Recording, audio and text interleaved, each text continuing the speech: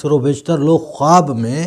اب مردوں کو دیکھتے ہیں، پھر ان کو دیکھنے کے بعد ڈر جاتے ہیں۔ تو مردوں کو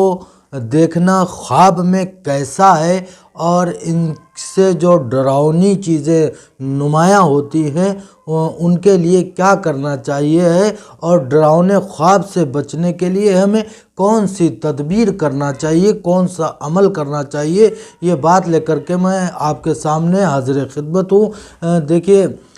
خواب جو ہے وہ اصل میں انسان جب سوتا ہے،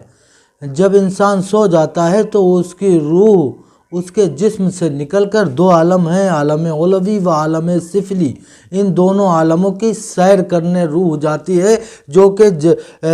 جاگتے میں بات ایسا کرنا ممکن نہیں ہوتا ہے۔ تو اکثر و بیشتر انسان خواب میں مردے دیکھتے ہیں۔ تو خواب میں مردوں کو دیکھنا کیسا ہے؟ دیکھیے، اگر مردہ آپ کا اپنا عزیز ہے، کوئی رشتہ دار ہے یا کوئی گھر والا ہے، تو اس کو ہم نے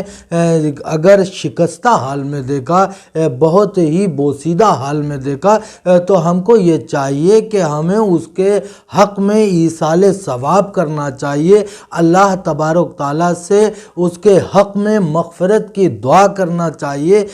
تاکہ اللہ تبارک تعالیٰ اس کو آسانی اور آرام بخشے، اس کے گناہوں کو اللہ رب العزت معاف کر دے، اس کے عذاب میں تخفیف کر دے۔ یعنی اگر آپ نے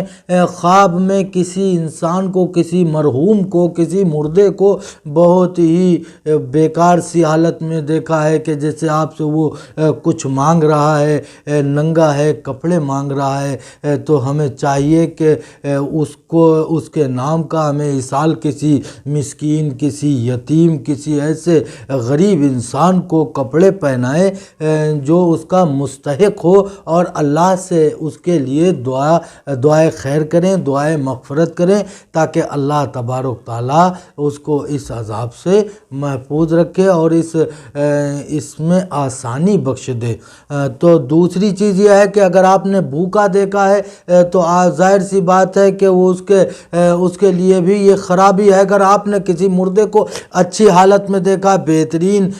بہترین سی صورتحال میں دیکھا، تو وہ بھی اس کے لیے، یعنی خواب کو جس حال میں دیکھو گے اسی طرح سے اس کی تعبیر کی جائے گی۔ خواب میں اگر مردے کو اچھی حالت میں دیکھا تو ظاہر سی بات ہے اللہ تبارک تعالیٰ نے اس کے لیے اس کو آسانی دی ہے، اس کو آرام دی ہے۔ اگر آپ نے مردوں کو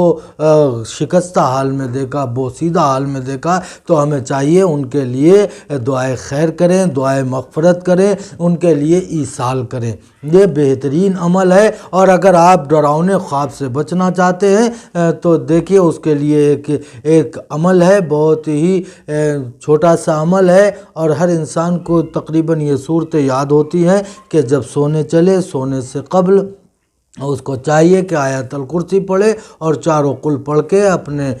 گھر کا احصار کر دے، تو انشاءاللہ تعالیٰ اس رات میں، جس رات میں یہ عمل کیا جائے گا، کوئی گندی شے اس کے جتنی جگہ پر اس نے احصار کیا ہوگا، انشاءاللہ العزیز وہاں پر سے اس کا گزر بھی نہیں